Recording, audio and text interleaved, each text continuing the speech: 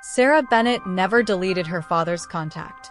Even after 8 years, the number no longer worked. The account had been closed shortly after his death. But every time she scrolled through her contacts and saw Dad, she couldn't bring herself to remove it. It felt like deleting the last piece of him. Her father, Michael Bennett, had died in a car accident when Sarah was 22.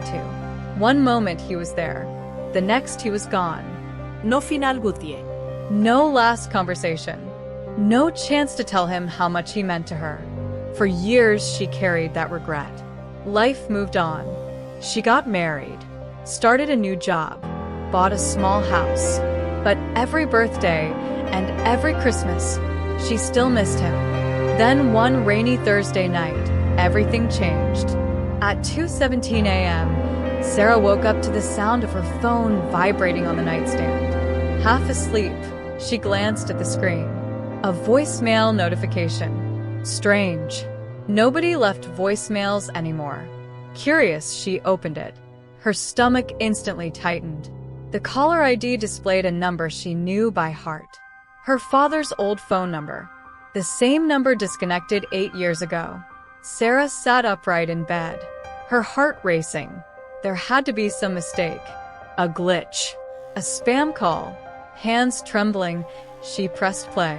Static filled the speaker. A few seconds passed.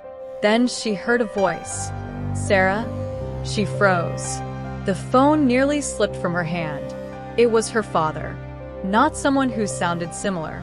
Not an AI voice. Not her imagination. It was him. The same tone. The same warmth. The same voice she had grown up hearing. Tears immediately filled her eyes.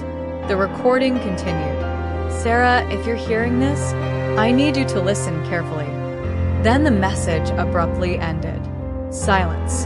That was it. Only 10 seconds long.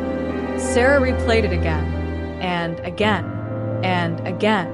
Each time the voice sounded exactly the same. By morning, she barely slept.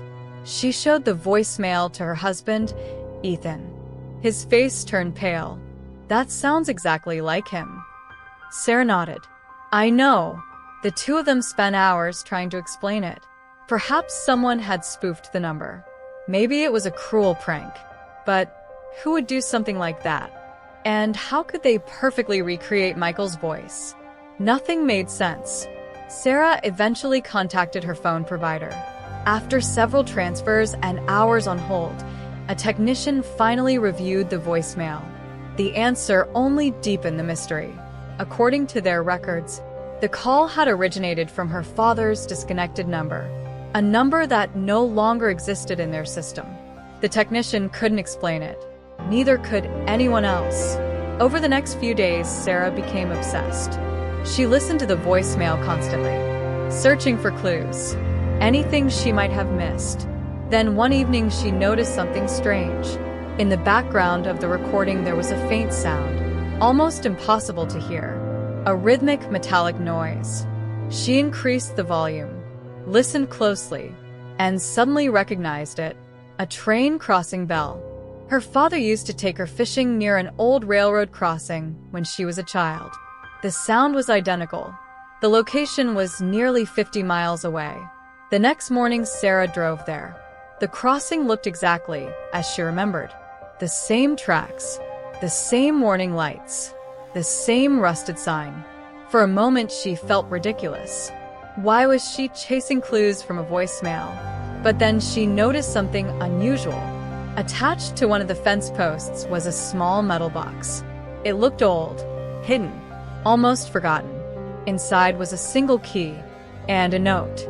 The note contained only 4 words. For when you're ready. Sarah's hands shook.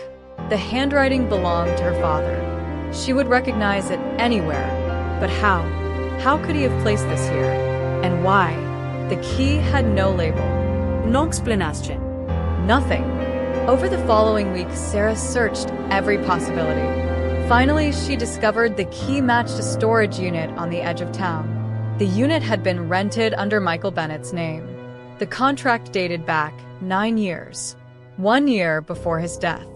Sarah couldn't believe it. Her father had secretly rented a storage unit and never told anyone. The manager unlocked the door.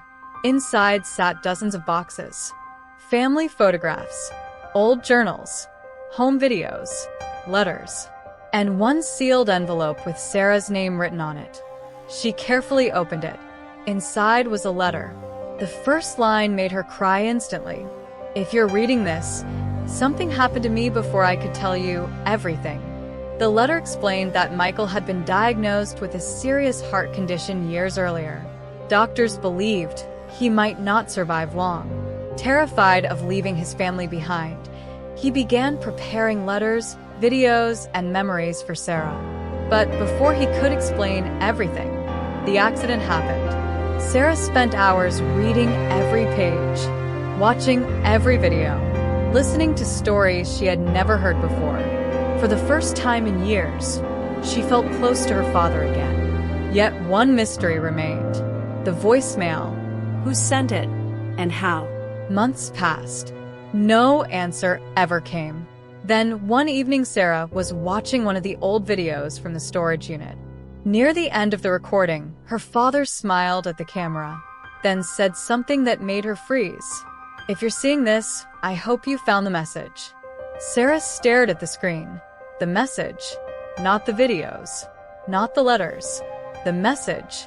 It was almost as if he knew, almost as if the voicemail had been part of his plan. But that was impossible, wasn't it? To this day, nobody has ever explained how Sarah received that voicemail. Phone experts couldn't. The phone company couldn't. Even investigators found nothing. The number truly should not have existed. Yet the voicemail remains saved on her phone, exactly as it arrived, waiting. A reminder that some mysteries refuse to be solved. And sometimes, the people we lose leave behind more than memories.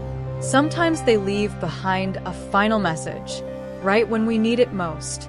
Maybe there is a logical explanation. Maybe there isn't. But one thing is certain: that voicemail changed Sarah's life forever. Not because it solved a mystery, but because it gave her something she thought she would never have again. One final connection with her father. If you enjoyed this story, don't forget to like, share, and subscribe to Mysteria Vale for more mysterious, emotional, and unforgettable stories. And tell us in the comments, what would you do if you received a voicemail from a number that no longer existed? Thank you for watching. Until next time, stay safe, stay curious, and remember, some messages are never truly lost. Telephone receiver Crescent Moon sparkles.